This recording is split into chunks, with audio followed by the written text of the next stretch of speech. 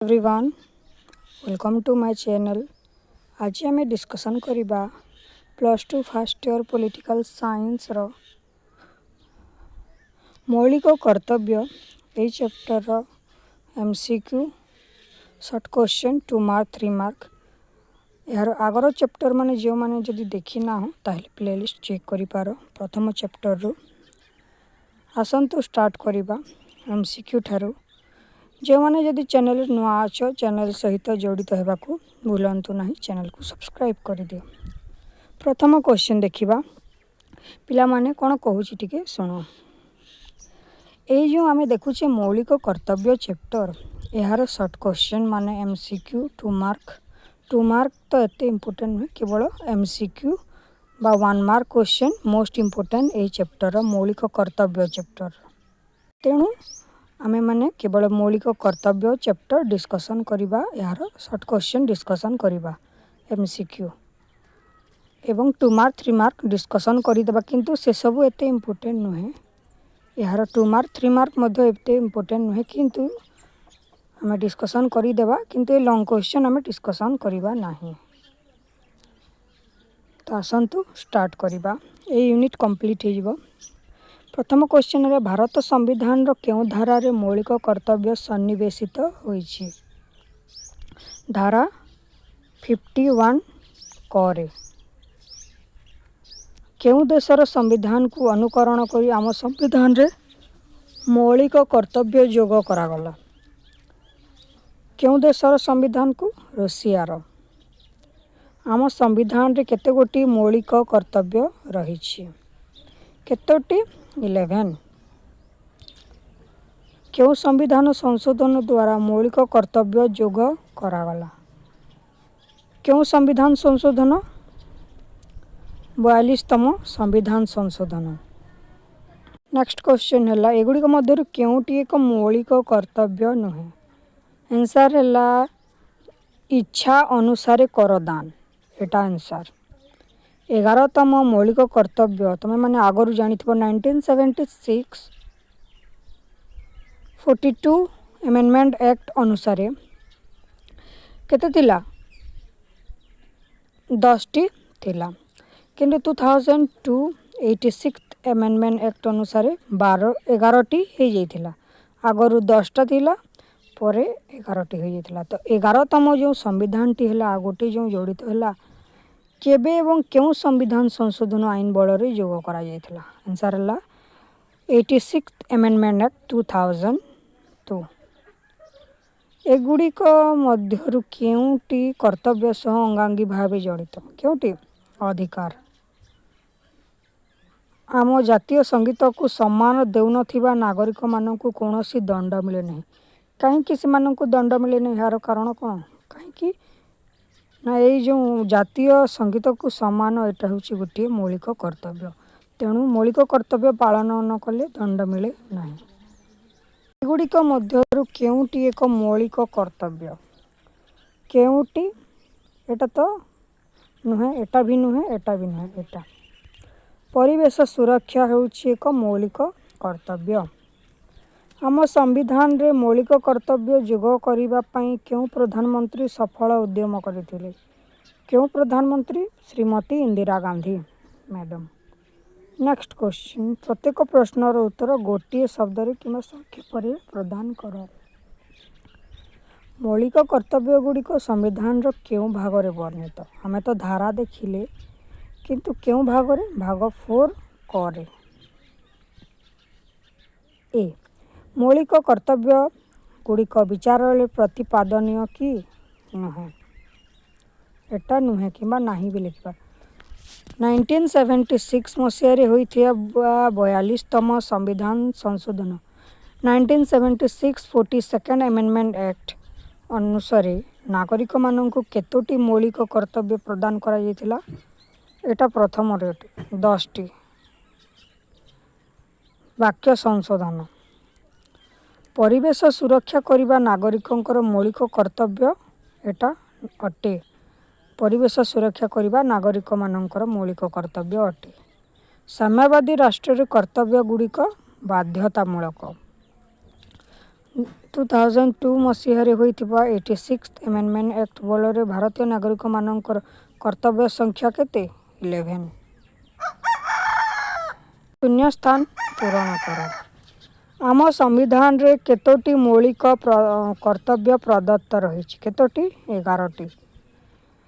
କେଉଁ ସମ୍ବିଧାନ ସଂଶୋଧନ ବଳରେ ଭାରତ ସମ୍ବିଧାନରେ ପ୍ରଥମ ଥର ପାଇଁ ମୌଳିକ କର୍ତ୍ତବ୍ୟ ଯୋଗ କରାଗଲା? 1976 ର ଏଟା 1976 ର କେତେତମ? 42ତମ। ଏଟା ଆନ୍ସର ଲେଖିବ 42ତମ ସମ୍ବିଧାନ ସଂଶୋଧନ। ଦେଖିବା 2 ମାର୍କ କ୍ୱେଶ୍ଚନ ଆନ୍ସର। ମୌଳିକ ଅଧିକାର ଓ ମୌଳିକ କର୍ତ୍ତବ୍ୟ ମଧ୍ୟରେ ପାର୍ଥକ୍ୟ। ମୌଳିକ ଅଧିକାର ନାଗରିକଙ୍କୁ ସମ୍ବିଧାନ ଦ୍ୱାରା ଦିଆଯାଇଥାଏ, କିନ୍ତୁ ମୌଳିକ କର୍ତ୍ତବ୍ୟ କ'ଣ? ନାଗରିକଙ୍କୁ ପାଳନ କରିବାକୁ ଦେଇଥାଏ ବା ଦାୟିତ୍ୱ ଦେଇଥାଏ। କିଏ? ସମ୍ବିଧାନ। ଏଟା ପାଳନ କରିବାକୁ ହୋଇଥାଏ। ସମ୍ବିଧାନର ସ୍ଥାନ ବା ମୌଳିକ ଅଧିକାର ଗୁଡ଼ିକ ଭାରତୀୟ ସମ୍ବିଧାନର କେଉଁ ସ୍ଥାନରେ ରହିଛି? ଭାଗ 3ରେ ରହିଛି। ଏବଂ ମୌଳିକ କର୍ତ୍ତବ୍ୟ ଗୁଡ଼ିକ କେଉଁଠାରେ ରହିଛି? ଭାଗ 4 ରହିଛି। ଆଇନଗତ ସୁରକ୍ଷା ଦୃଷ୍ଟିରେ ମୌଳିକ ଅଧିକାର ଉଲ୍ଲଂଘନ ହେଲେ କ'ଣ ତ ଅଦାଲତରେ ମାମଲା କରାଯାଇପାରେ, କିନ୍ତୁ ଯଦି ମୌଳିକ କର୍ତ୍ତବ୍ୟ ଗୁଡ଼ିକ ଯଦି କ'ଣ ହୋଇଥାଏ? ବାଧ୍ୟ କରାଯାଇପାରେ ନାହିଁ। ତାକୁ ମାନିଲେ ବି ଚଳିବ, ନ ମାନିଲେ ବି ଚଳିବ। ଏ ମୌଳିକ କର୍ତ୍ତବ୍ୟ ଗୁଡ଼ିକ। ଉଦ୍ଦେଶ୍ୟ ମୌଳିକ ଅଧିକାର ନାଗରିକଙ୍କ ସ୍ୱାଧୀନତା ଓ ସମାନତାକୁ ସୁନିଶ୍ଚିତ କରିଥାଏ। ଏଇଟା ମୌଳିକ କର୍ତ୍ତବ୍ୟ କ'ଣ କରିଥାଏ? ଦେଶ ପ୍ରତି ଦାୟିତ୍ୱବୋଧ ଓ ଶିଷ୍ଟାଚାର ବୃଦ୍ଧି କରିଥାଏ। ନେକ୍ସଟ ହେଲା ମୌଳିକ କର୍ତ୍ତବ୍ୟର ଗୁରୁତ୍ୱ। ନାଗରିକ ଦାୟିତ୍ୱ ବୃଦ୍ଧି କରିଥାଏ। ଏହାର ଗୁରୁତ୍ୱ କ'ଣ? ମୌଳିକ କର୍ତ୍ତବ୍ୟର ଗୁରୁତ୍ୱ କ'ଣ ରହିଛି? ନାଗରିକମାନଙ୍କର ଦାୟିତ୍ୱ ବୃଦ୍ଧି କରେ। ମୌଳିକ କର୍ତ୍ତବ୍ୟ ନାଗରିକମାନଙ୍କ ମଧ୍ୟରେ ଦେଶ ପ୍ରତି ଦାୟିତ୍ୱବୋଧ ଓ କର୍ତ୍ତବ୍ୟ ନିଷ୍ଠାକୁ ଉନ୍ନତ କରେ। ରାଷ୍ଟ୍ରୀୟ ଏକତାକୁ ସୁଦୃଢ଼ କରେ। ଦେଶର ସମ୍ବିଧାନ, ଜାତୀୟ ପତାକା, ଜାତୀୟ ସଙ୍ଗୀତକୁ ସମ୍ମାନ କରିବା ଦ୍ୱାରା ଜାତୀୟ ଏକତା ମଜବୁତ ବା କ'ଣ ହୋଇଥାଏ? ମଜବୁତ ହୁଏ। ସାମାଜିକ ଶିଷ୍ଟାଚାର ଓ ଶାନ୍ତି ସମସ୍ତଙ୍କ ପ୍ରତି ସମ୍ମାନ, ସହିଷ୍ଣୁତା ଓ ଭ୍ରାତୃବୋଧ ରଖିବାକୁ ପ୍ରେରଣା ମିଳେ ଏ କର୍ତ୍ତବ୍ୟ ପାଳନ ଦ୍ୱାରା। ଦେଶର ଉନ୍ନତି ଓ ସୁରକ୍ଷା ହୋଇଥାଏ। ପରିବେଶ ସୁରକ୍ଷା, ସାର୍ବଜନୀନ ସମ୍ପତ୍ତିର ସୁରକ୍ଷା ଓ ଦେଶର ଏକତାରେ ମୌଳିକ କର୍ତ୍ତବ୍ୟ ସାହାଯ୍ୟ କରିଥାଏ। ଏସବୁ ହେଉଛି ମୌଳିକ କର୍ତ୍ତବ୍ୟର ଗୁରୁତ୍ୱ। କାହିଁକି ଆମେ ଏହାକୁ ମାନିବା? କ'ଣ ଆମକୁ ସୁଫଳ ମିଳିଥାଏ? ଆନ୍ସର ଏଇଟା। ଏବେ ଦେଖିବା 3 ମାର୍କ କ୍ୱେଶ୍ଚନ ଆନ୍ସର। ପ୍ରଥମ କ୍ୱେଶ୍ଚନ ହେଲା ମୌଳିକ କର୍ତ୍ତବ୍ୟ ଗୁଡ଼ିକ ସୁବିସ୍ତୃତ ନୁହନ୍ତି। କିପରି ଭାବରେ ମୌଳିକ କର୍ତ୍ତବ୍ୟ ଗୁଡ଼ିକ ସୁବିସ୍ତୃତ ନୁହନ୍ତି? ଆସନ୍ତୁ ଦେଖିବା। ମୌଳିକ କର୍ତ୍ତବ୍ୟ ଗୁଡ଼ିକ ଭାରତୀୟ ସମ୍ବିଧାନର ଭାଗ 4ରେ ଉଲ୍ଲେଖିତ ହେଲେ ମଧ୍ୟ ସେଗୁଡ଼ିକ କ'ଣ? ସୁବିସ୍ତୃତ ନୁହନ୍ତି। ଏହା କାହିଁକି? ଏହାର ବିସ୍ତୃତତା ନାହିଁ। ସଂଖ୍ୟା କମ୍। ପ୍ରଥମେ ହେଲା ସଂଖ୍ୟା କମ୍। ଆମେ ଯଦି ଦେଖିବା ମୌଳିକ କର୍ତ୍ତବ୍ୟର ସଂଖ୍ୟା କେତେ ହେଇଛି? 11ଟି। କିନ୍ତୁ ଆମେ ଯଦି ଦେଖିବା ମୌଳିକ ଅଧିକାର, ଏଟା ବହୁ ଅଧିକ। ମୌଳିକ ଅଧିକାର ତୁଳନାରେ ମୌଳିକ କର୍ତ୍ତବ୍ୟର ସଂଖ୍ୟା କମ୍ ରହିଛି। ଏଟା ଦେଖ। ବିସ୍ତୃତ ବ୍ୟାଖ୍ୟା ନାହିଁ। ଯେମିତିକି ଯଦି ଆମେ ଦେଖିବା ମୌଳିକ ଅଧିକାରର ସୁବିସ୍ତୃତତା ବା ବିସ୍ତୃତ ବ୍ୟାଖ୍ୟା ରହିଛି ଆମ ସମ୍ବିଧାନରେ। କେଉଁ ଆର୍ଟିକଲରେ କ'ଣ ବହୁତ ଭାଗରେ ବିଭକ୍ତ ହୋଇଯାଇଛି ମୌଳିକ ଅଧିକାର। କିନ୍ତୁ ଯଦି ଆମେ ଦେଖିବା ମୌଳିକ କର୍ତ୍ତବ୍ୟର ବିସ୍ତୃତ ବ୍ୟାଖ୍ୟା ନାହିଁ। ବହୁତ କମ୍ ପଏଣ୍ଟରେ ଏହାର ଶେଷ ହୋଇଯାଇଛି। ପ୍ରତ୍ୟେକ କର୍ତ୍ତବ୍ୟ ସଂକ୍ଷିପ୍ତ ଭାବେ ଉଲ୍ଲେଖ ହୋଇଛି। ତାହାର ସ୍ପଷ୍ଟ ବ୍ୟାଖ୍ୟା କିମ୍ବା ଉଦାହରଣ ଦିଆଯାଇ ନାହିଁ। ଆଇନଗତ ବାଧ୍ୟକତାର ଅଭାବ। ଆମେ ଯଦି ମୌଳିକ କର୍ତ୍ତବ୍ୟର କୌଣସି ଆଇନ ବାଧ୍ୟକତା ନାହିଁ, ଏହାକୁ ମାନିଲେ ବି ଚଳିବ, ନ ମାନିଲେ ବି ଚଳିବ। ଏହାଦ୍ୱାରା ନ ମାନିଲେ ଆମେ ଆଇନର ଅଦାଲତକୁ ସମ୍ମୁଖୀନ ହୋଇପାରିବା ନାହିଁ। କିନ୍ତୁ ମୌଳିକ ଅଧିକାର ଯଦି କେହି ନ ମାନନ୍ତି କିମ୍ବା ଅନ୍ୟର ମୌଳିକ ଅଧିକାରକୁ ନଷ୍ଟ କରେ, କ'ଣ ହେବ? ଡାଇରେକ୍ଟ ସୁପ୍ରିମକୋର୍ଟକୁ ଏପିଲ କରାଯାଇପାରିବ। ଅଧିକାଂଶ ମୌଳିକ କର୍ତ୍ତବ୍ୟ ଅଦାଲତ ଦ୍ୱାରା ବାଧ୍ୟକର ନୁହନ୍ତି, ଯାହା ଏହାକୁ କମ୍ ପ୍ରଭାବଶାଳୀ କରେ। କାର୍ଯ୍ୟାନ୍ୱୟନ ପ୍ରକ୍ରିୟା ନାହିଁ। ଅର୍ଥାତ୍ କ'ଣ? କର୍ତ୍ତବ୍ୟ ପାଳନ ନ କଲେ ମଧ୍ୟ କାର୍ଯ୍ୟାନ୍ୱୟନ ବା ଦଣ୍ଡର ପ୍ରକ୍ରିୟା ନାହିଁ ଆମ ଇଣ୍ଡିଆରେ। କର୍ତ୍ତବ୍ୟ ପାଳନ ନ ହେଲେ କେମିତି କାର୍ଯ୍ୟାନ୍ୱୟନ କିମ୍ବା ଦଣ୍ଡର ବିଧାନ କିମ୍ବା ଦଣ୍ଡ କ'ଣ ଦିଆଯିବ, ସେଥିପାଇଁ ସମ୍ବିଧାନରେ ସ୍ପଷ୍ଟ ବ୍ୟବସ୍ଥା ନାହିଁ। ନୀତିମୂଳକ ସ୍ୱରୂପ ସବୁ ସୁବିସ୍ତୃତ ଭାବେ ଯେଉଁ ମୌଳିକ ଅଧିକାର ସୁବିସ୍ତୃତ ଭାବରେ ଲାଗୁ ହୁଏ ନାହିଁ। ତ ଏଇଟା ହେଉଛି ଆମେ ଦେଖିଲେ କାହିଁକି ମୌଳିକ ଅଧିକାର ଗୁଡ଼ିକ ସୁବିସ୍ତୃତ ନୁହନ୍ତି। मौलिक कर्तव्य गुड़िक संविधान पवित्र इच्छा। आसतु देखिबा मौलिक कर्तव्य गुड़िक संविधान पवित्र इच्छा बोली कहुए, कारण से गुड़िक नागरिक को देश समाज और संविधान प्रति नीतिगत दायित्व स्मरण कराई थाए। संविधान प्रति सम्मान देवाई मौलिक कर्तव्य कही था। जमीक मौलिक कर्तव्य मध्यम कौन नागरिक माने संविधान ताहार आदर्श जो रही ताहार प्रतीक गुड़ी को सम्मान करने को प्रेरित होता। नीतिमूलक मूल्यबोधर प्रतिबिंब जमीक मौलिक कर्तव्य हेबा द्वारा कौन हो गुड़िक सत्य अहिंसा सहिष्णुता और भातृत्व भली उच्च नीतिमूलक मूल्यबोध को प्रतिनिधित्व करुच्ची कहा मध्य नागरिक मानक मध्य कौन ये मौलिक कर्तव्य अधिकार और कर्तव्यर समतुलन। संविधान पवित्र इच्छा होउची नागरिक माने केवल कौन अधिकार भोग करेंगे नहीं से माने कौन करेंगे कर्तव्य मध्य पालन करेंगे।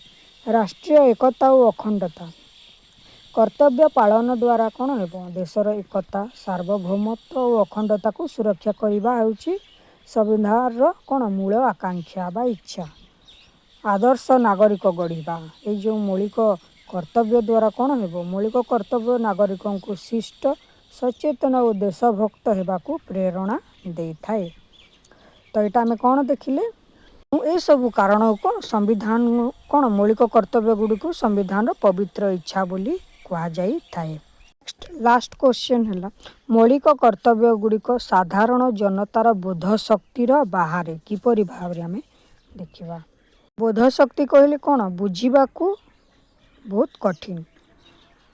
मौलिक कर्तव्य गुड़िक साधारण जनतार बोध शक्ति बाहर बोली कहुए कहीं से गुड़िक सहज और स्पष्ट भाव में समस्त बुझा योग्य नुहति किपरि ना जटिल भाषार व्यवहार करा जाइए मौलिक कर्तव्य जमीक मौलिक कर्तव्य गुड़िक सांविधानिक आईनगत भाषा रे लिखा जाइथिबारु साधारण लोकों बुझा एसबू कठिन हो पड़े कौन मौलिक कर्तव्य को विस्तृत व्याख्यार अभाव रही आम देखीचे जमीक मौलिक अधिकार को सुविस्तृत भाव में विभिन्न आर्टिकल रे उदाहरण सब देकी कौन बुझा जाइए कि व्याख्या कराई मौलिक अधिकार गुड़िक मौलिक कर्तव्य गुड़िक एपरि भाव में विस्तृत भाव में व्याख्या करा जाई नहीं। प्रत्येक कर्तव्यर सरल व्याख्या किंबा उदाहरण नथिबारु लोके ताहार अर्थ सठिक भाव बुझीपारू नाहंती। शिक्षा और सचेतनतार अभाव स्कूल और सामाजिक स्तर रे जो मौलिक कर्तव्य संपर्कित सचेतनता कम थिबारु कौन होउची सचेतनता कहले कौन एथिरे बा स्कूल कॉलेज मानकर जो मौलिक कर्तव्य विषय में बेसी फोकस करा जाय न थाए किंबा एथि यार सचेतनता कौन कार्यक्रम मान होई न थाए जहा द्वारा कि जनसाधारण याकू अनदेखा करि देई थांते। आईनगत बाध्यकता कम रही आम जहाँ कि प्रथम पॉइंट डिस्कसन करी जे ये सब जो मौलिक कर्तव्य को मानिले भी चलिबो न मानिले भी चलिबो यहाँ को न मानिले कौन सी आईन बाध्य बाधकता नहीं जमीक मौलिक अधिकार क्षेत्र में होता है। तो अदालत रे बाध्यकर न हेबार लोक माने यहाँ को कौन करती गुरुत्व दे न थांते। दैनिक जीवन सह जोगाजोग कम मौलिक कर्तव्य गुड़िक दैनिक जीवन सहज उदाहरण सहित जोड़ा जाई नथिबारु कौन हो जो मौलिक कर्तव्य गुड़िक साधारण लोकों बोध शक्ति बाहर होई पड़ुछि। तो यहाँ है कंप्लीट मौलिक कर्तव्य यार लॉन्ग क्वेश्चन एते इम्पोर्टेंट नुहे फंडामेंटल राइट्स रो लॉन्ग क्वेश्चन मोस्ट इम्पोर्टेंट अटे मन रखी था लॉन्ग क्वेश्चन। तो नेक्स्ट वीडियो आम नेक्स्ट यूनिट डिस्कसन करबा आ केवल 4टी चैप्टर रहीगला। तो सांग मानकु मध्य जल्दी शेयर करके जड़ित होगा कह सब क्लास को अटेंड करेंगे सांग मानकु वीडियोटी शेयर करने को भूलिबो नहीं। Thank you.